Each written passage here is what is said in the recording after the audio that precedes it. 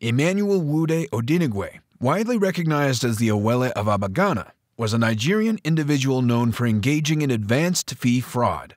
Besides his fraudulent activities, he was also skilled in the field of art. Pretending to be Paul Ogwuma, the Central Bank of Nigeria's head, he deceived Sakaguchi, a Banco Noroeste director. He offered a fake Abuja airport investment for a $10 million commission. In 1997, Spain's Banco Santander aimed to control Banco Noroeste in Brazil. The scheme unraveled during a December board meeting when Santander questioned money held in the Cayman Islands without oversight, revealing the deception. This discovery led to investigations into criminal activities in various countries, including Brazil, Britain, Nigeria, Switzerland, and the United States. To ensure the sale to Santander would go through, the families who owned Banco Noroeste, the Simonson and Cochran families, had to pay the hefty $242 million bill themselves. However, despite their efforts, Banco Noroeste faced a collapse in 2001. Nelson Sakaguchi faced legal consequences for his role in a fraudulent bank account scheme, getting arrested at JFK Airport and sent to Switzerland for trial. Nigeria responded to financial wrongdoing by establishing the Economic and Financial Crimes Commission in 2002, prompted by a request from former President Olusegun Obasanjo. In 2004, individuals like Amaka Anajemba, Emmanuel Nwude, and others were arrested for their involvement in a case and taken to Abuja High Court. They faced 86 counts of fraudulently seeking advance fees and 15 counts of bribery charges. Despite the accusations, they pleaded not guilty. During this time, there were rumors of attempts to influence court staff with money. The defense team promised to uphold the justice system's integrity and prevent any scandals. 4 Nigerian companies, Finbaz, Emrys, Ocean Marketing, and the African Shelter Bureau, were also charged but pleaded not guilty. However, in July 2004, Judge Lawal Gumi dismissed the case, citing lack of jurisdiction due to the crime not occurring in Abuja. He noted that the appropriate trial venue was the Lagos High Court.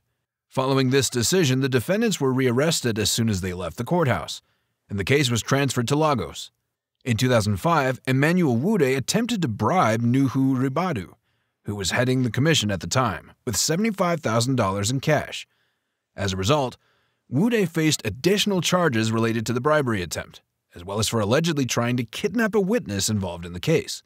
By July 2005, Amaka Anajemba admitted to aiding her relative Anajemba and received a sentence of 2.5 years in prison. She was also ordered to repay $25.5 million as part of her punishment. During Nwude's trial, there was a bomb scare that led to everyone having to leave the courthouse for safety reasons. Emmanuel Nwude and Zeribe Okoli decided to plead guilty after Nelson Sakaguchi testified, hoping for a less severe punishment. Their plan worked, and they were given a combined prison sentence of 29 years. Nwude received 5 separate sentences of 5 years each, adding up to 25 years, while Okoli got 4 years. As a consequence of the conviction, all of Nwude's belongings were taken away and intended to be given back to the victims. Additionally, a fine of $10 million was imposed on him, with a requirement to pay it to the Nigerian federal government. This marked an important victory for the Economic and Financial Crimes Commission, or EFCC, being the first major case they successfully prosecuted. Nwude's time in prison came to an end in 2006, and upon his release he filed a lawsuit to regain the assets that had been confiscated from him. He argued that some of these assets were obtained before he committed the offense. Over time, he managed to reclaim at least $52 million of his seized assets. The legal process to settle this matter continued, and as of May 8, 2015, it was being considered by the Lagos Division of the Court of Appeal.